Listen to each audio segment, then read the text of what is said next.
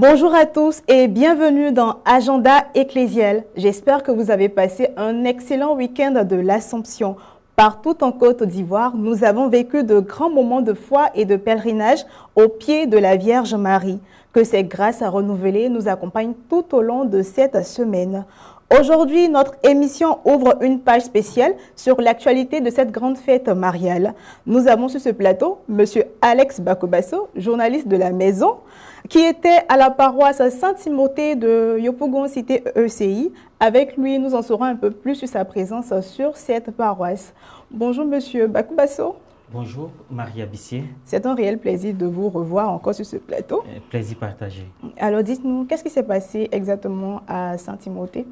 Oui, la communauté chrétienne de la paroisse Saint-Timothée de Yopougon, Niangon, cité CCI, a célébré la solennité de l'Assomption de la Vierge Marie, qui a été célébrée au cours d'une Eucharistie exceptionnellement riche en grâce. La messe de cette solennité de l'Assomption a été présidée par son éminence, le cardinal Ignace Dogo-Bessi, en présence du curé, le révérend Père Thierry Michel Mobio, et d'une assemblée qui s'est vraiment mobilisée pour vivre cet événement. Vraiment mobilisée, comme on connaît les paroissiens, à l'image de leur curé climatisé, ils sont tout le temps mobilisés pour réussir les activités. Donc je croyais que le cardinal il était en vacances. Oui, il est en vacances, mais cela ne sont pas du fait qu'il puisse célébrer une messe, du fait qu'il aussi il a un lien tout particulier avec le diocèse de Yopougon. Il est originaire. Vu qu'il a exercé aussi au niveau de ce diocèse. Voilà.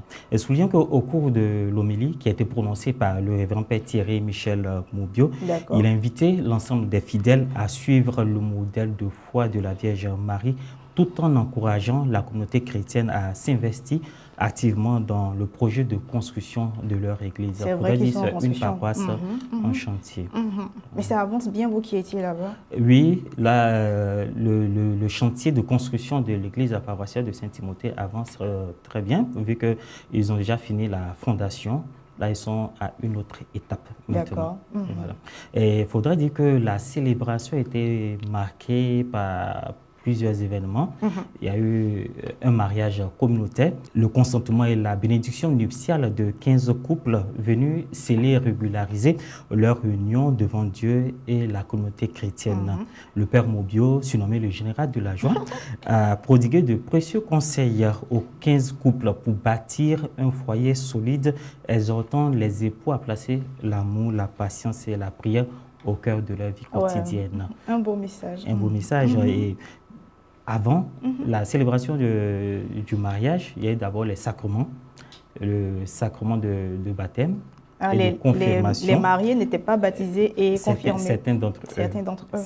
Voilà. Donc, à certains fidèles issus des 15 couples ou bien des futurs mariés, fortifiant ainsi leur vie chrétienne. Je pense qu'il faut forcément être baptisé, confirmé avant de passer à l'étape de la célébration du mariage, surtout à l'église. Voilà. Et il y a eu une prière et une bénédiction spéciale accordée aux natifs du mois d'août. Il faudrait dire que sur cette paroisse, il y a depuis un moment des célébrations qui sont mensuelles, des célébrations mensuelles qui sont accordées aux natifs de chaque mois. Donc, quand nous sommes au mois de janvier, il y a les natifs du mois de janvier décembre, ainsi de suite. Parce que je pense que c'est comme ça. Ou bien ils célèbrent le même jour, le même mois ou le mois qui suit. Bon, là, je ne suis pas trop informé sur leur procédure. Et là, on est en août. Voilà, nous sommes en août. Ce sont les natifs d'août. Donc, les natifs du mois d'août qui ont fait une action de grâce. Voilà, ils ont fait des dons vivres et non vivre également. Voilà. Après, vous avez parlé de l'église qui est en construction. Il y a déjà une bénédiction. Je crois qu'il y a eu une bénédiction au cours de cette messe. Ça a été l'un des moments forts. L'un des moments forts de cette journée était la bénédiction de la fondation du chantier de construction de l'église paroissiale. Le cardinal qui a procédé à cette bénédiction en présence de toute la communauté chrétienne et des fidèles qui se sont rendus sur le site. Parce que là, après la destruction de l'église paroissiale, ils sont juste à côté, sous les hangars. Donc voilà, donc sur la route. Après là, effectivement, c'est un domaine assez Mhm. restreint. Mhm. Donc ils sont allés sur le site pour procéder à la bénédiction. Voilà. Et pour traduire concrètement leur reconnaissance et leur affection filiale, la communauté chrétienne de la paroisse Saint-Timothée de Yopougon a offert des présents à son éminence le cardinal Ignace Togo-Bissé, archevêque métropolitain d'Abidjan.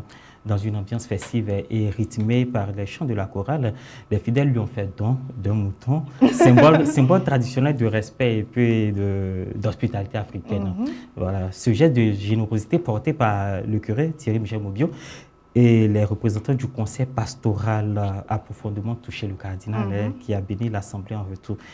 C'était un moment d'intense émotion et de profonde communion qui a marqué la fin de la célébration eucharistique. Lorsque son éminence, le cardinal Ignace Togo-Bissé, a pris la parole pour exprimer sa gratitude, touché par l'accueil chaleureux de la communauté, le prélat a tenu à remercier chaleureusement le père Thierry Michel Mobio pour son leadership, son dynamisme pastoral, ainsi que l'ensemble des fidèles pour leur ferveur et leur générosité. Et le cardinal a manifesté sa joie de voir une paroisse aussi vivante, unie et engagée dans l'œuvre de Dieu, promettant de porter également les 15 couples mariés, les projets de la paroisse dans ses prières quotidiennes. Voilà, plusieurs événements qui se sont regroupés en un seul jour, et en une seule cérémonie. Solennité de l'Assomption de la Vierge Marie. Et j'oubliais, elle a été marquée par la clôture de l'année pastorale. Voilà aussi. Ça fait plusieurs articulations au cours d'une célébration. C'est vraiment pas mal. Et pour la paroisse, on la connaît, comme je le disais, on connaît le curé, les paroissiens. C'est une forte communauté, une communauté aussi dynamique. Voilà, très impliquée, franchement, très impliquée. Et par rapport au cadeau, je voulais dire, le lundi 17, c'était l'anniversaire du cardinal. Voilà. Donc on profite de lui souhaiter joyeux anniversaire, même s'ils sont en retard. Et bien de bonnes choses pour sa mission et dans sa vie. Voilà. Au cours des propos recueillis, vous avez pu remarquer que les fidèles étaient vraiment heureux de recevoir le cardinal et de célébrer et de faire cette célébration. Effectivement, surtout les différentes communautés, les différents groupes de prière, mouvements et associations qui ont eu à manifester leur joie également. D'accord. Merci, M. Bakoubasso. Oui. Alors, après la faveur de l'Assomption, la vie de nos diocèses continue. Voici les autres événements et rendez-vous majeurs à noter absolument dans vos agendas ecclésiaux pour les jours à venir. À Beaunois, pour prolonger la fête de l'Assomption, rendez-vous le dimanche 23 août dès 6 h au sanctuaire Notre-Dame de la Gade pour l'opération 200 roses à la Vierge. Participation fixée, 5 000 francs CFA. À la même date, la messe solennelle de clôture du centenaire couplée à la consécration de l'église paroissiale Saint-Étienne de Songon-Dagbé sera célébrée avec faste. Dès 9 h, il faut y être pour rendre grâce à Dieu avec la communauté paroissiale. Toujours à la même date est prévue la messe des 45 ans de vie sacerdotale du révérend père Philippe Bationneau qui aura lieu à la paroisse Sainte-Thérèse de l'Enfant Jésus de Vitré-E. Aujourd'hui, en plus des événements à venir, nous avons déniché pour vous des livres de formation. Après la présentation de l'émission sur la vie des saints diffusée sur Ecclesia TV, le père Joël Iebabo a décidé de mettre par écrit ses connaissances relatives au sujet. Il publie 2 volumes du livre intitulé « Ton saint patron te parle ». Volume 1, les saints de janvier à juin. Volume 2, les saints de juillet à décembre. Ces livres vous permettront de connaître la vie et les messages des saints dont vous portez les noms et de savoir les miracles liés à leur intercession. Ils sont disponibles depuis le mardi 28 juillet 2026 au prix unitaire de 18 000 francs CFA à la librairie Carrefour Siloé de Saint-Jean-Cocody. Les 2 livres donnent droit à une partition musicale, un calendrier de saints et une clé USB offerte. La commission épiscopale chargée de la catéchèse met à votre disposition 3 documents de référence pour préparer les assises nationales. Le premier, la Bible de Jérusalem, met en lumière les défis et les perspectives relatifs à la pratique catéchétique au prix de 1 000 francs CFA. Le deuxième est intitulé « Reformer la catéchèse par la liturgie ». Celui-ci retrace le travail des pionniers et met en évidence le lien indissociable entre catéchèse et liturgie. Il coûte 4 000 francs CFA. Le dernier livre est le Catéchuménat. C'est une compilation de travaux d'experts sur la pastorale de l'engendrement, claire, accessible et approfondie. Il est au prix de 5 000 francs CFA. Tous ces ouvrages sont disponibles au secrétariat exécutif national de la catéchèse et dans toutes les librairies et procures diocésaines. Et voilà, c'est tout pour les informations de ce jour. Alors, M. Bakbasso, laquelle des activités vous a plus captivé, et surtout les livres et tout ça? Oui, avant d'aborder même la question des livres, de la publication de ces ouvrages, je voudrais souligner qu'au niveau du sanctuaire Notre-Dame de la Garde de Beaunois pour l'opération 2000 roses à la Vierge Marie, 200 roses, c'est un moment important, un moment de ferveur, de communion, où les groupes de prière, mouvements et associations sont invités à participer à aller au pied de la Vierge Marie pour offrir ne serait-ce qu'une rose pour ses prières, pour ses espoirs. Mais je n'ai pas compris pourquoi c'est payant. Pardon? Je n'ai pas compris pourquoi c'est payant.